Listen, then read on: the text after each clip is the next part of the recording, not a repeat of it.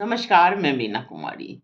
देश को अभी धर्म की घुट्टी पिलाई जा रही है। इस घुट्टी पीने में शोषित, वंचित, दलित और पिछड़े भी पीछे नहीं हैं। वो भी अब अपने आप को हिंदू मानने लगे हैं। पर सवाल उन शोषित, वंचित, दलित और पिछड़ों से, क्या कल तक जो समाज आपको तिरस्कार कर रहा था, वो समाज आज आपको अपना लिया है? क्या आपको वो हिंदू मानने लगा है, या वोट की राजनीति है, या आप अपने हक के लिए आवाज ना उठाएं, इसलिए आपको धर्म की घुट्टी में उलझा कर रखा जा रहा है। देश में अभी मंदिर के नीचे मस्जिद तलाशने का दौर चल रहा है। भ्रष्टाचार, घूसखोरी, पूंजीवाद आदि विषय भारतीय संसद की प्राथमिकता में नहीं है। भारतीय राजनीति मुसलमानों और मस्जिद के इर्द गिर्द घूम रही है। क्या वाकई मंदिर के नीचे मस्जिद की तलाश मुसलमानों के प्रति नफरत है, या उसके पीछे देश के संसाधनों से पिछड़ों, दलितों और वंचितों के हक को निशाना बनाना है? आज के वीडियो में हम समझने का प्रयास करेंगे कि कैसे मुसलमान तो बहाना है, पिछड़ों पर निशाना है। पिछड़ों के मन में मुसलमानों के प्रति इतना नफरत भर देना है कि उनको उनका हक भी याद ना रहे, और कभी पिछड़े अपने हक के बारे में सोचे भी तो हिंदुत्व और धर्म की रक्षा के नाम पर अपना हक भूल जाएं। 34 साल पहले ओबीसी आरक्षण लागू किया गया था। दलितों और आदिवासियों को तो आजादी के बाद से ही सरकारी नौकरी में आरक्षण मिल रहा था। ओबीसी, एससी, एसटी को मिलाकर 49.5% आरक्षण होता है, जिसमें से ओबीसी को 27%, एससी को 15% और एसटी को 7.5% आरक्षण का प्रावधान है। चूंकि 49.5 पद आरक्षित है, तो स्वाभाविक है कि सरकारी संस्थानों में ओबीसी, एससी, एसटी की फैकल्टी एवं अन्य स्टाफ की संख्या भी लगभग आधा होना चाहिए। परंतु ऐसा है क्या, या ये सिर्फ किताबों पर ही है? ऑल इंडिया ओबीसी एसोसिएशन के छात्रों के एक आरटीआई के माध्यम से यह खुलासा हुआ है कि आईआईटी, आईआईएम जैसे प्रीमियम शैक्षणिक संस्थानों में लगभग 90% फैकल्टी सामान्य वर्ग से हैं। तो ओबीसी, एससी, एसटी का आरक्षित पद कहाँ गया? क्या किसी भी मीडिया ने आपके हक की लूट की चर्चा की है? आखिर क्यों? सोचकर देखिएगा। आईएम इंदौर में 97.2% फैकल्टी सामान्य वर्ग से हैं। एक भी एससी एसटी नहीं है। आईएम उदयपुर और लखनऊ में 90% फैकल्टी सामान्य वर्ग से हैं। अब आईआईटी खड़गपुर 90% फैकल्टी सामान्य वर्ग से हैं। आईआईटी मंडी, गांधीनगर, गुवाहाटी, कानपुर आदि में भी 80 से 90% फैकल्टी सामान्य वर्ग से हैं। कुल मिलाकर 13 आईएम में 82.8% फैकल्टी सामान्य वर्ग से हैं।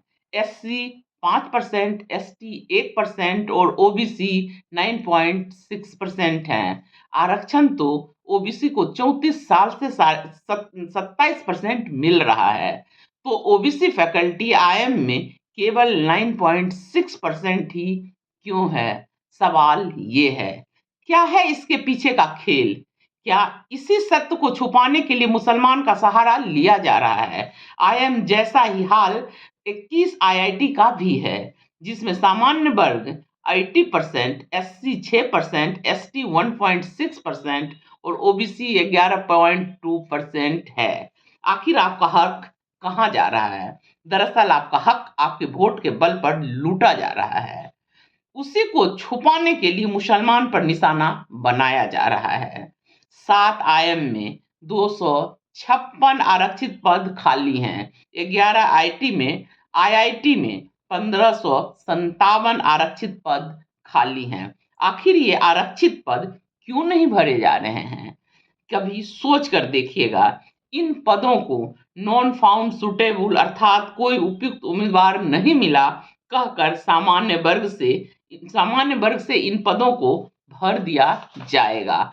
आरक्षित पद को सामान्य वर्ग में हस्तांतरित करने का खेल आप नहीं समझ पा रहे हैं।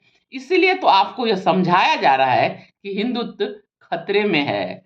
एक और महत्वपूर्ण आंकड़ा, आईएएस, आईपीएस और आईएफएस के पदों का सरकार का कहना है कि 5 साल में 1195 आरक्षित वर्ग के लोगों की भर्ती हुई है। क्या ये पिछले 5 वर्षों में हुई भर्ती का 50% है या नहीं? एक बार गूगल जरूर करके देखिएगा। आज के माहौल में जब जजों के बोल संविधान के उलट हो रहे हैं, जजों को सत्ताधारी का टिकट दल जजों को सत्ताधारी दल राज्यसभा भेज रही हो, लोकसभा चुनाव का टिकट दे रही हो, उस माहौल में आपके पदों को आरक्षित श्रेणी से अनारक्षित श्रेणी में डाल दिया जाना कोई भी बड़ी बात नहीं है।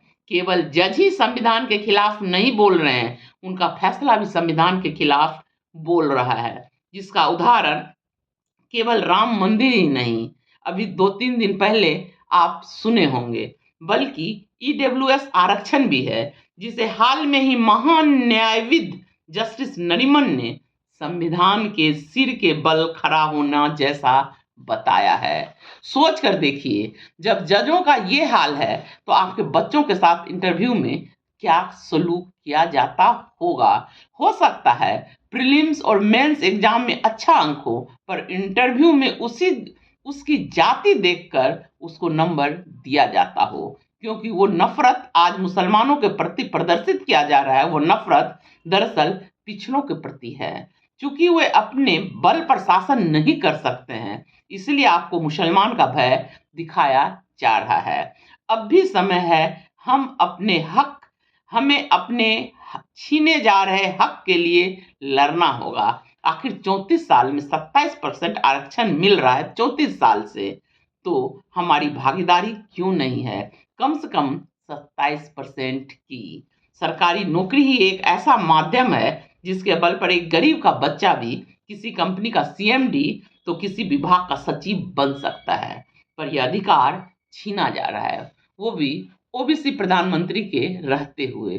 पता नहीं और कौन कौन सा खेल खेला जा रहा है दलित, वंचित, पिछड़ों और शोषितों के खिलाफ। नमस्कार, धन्यवाद।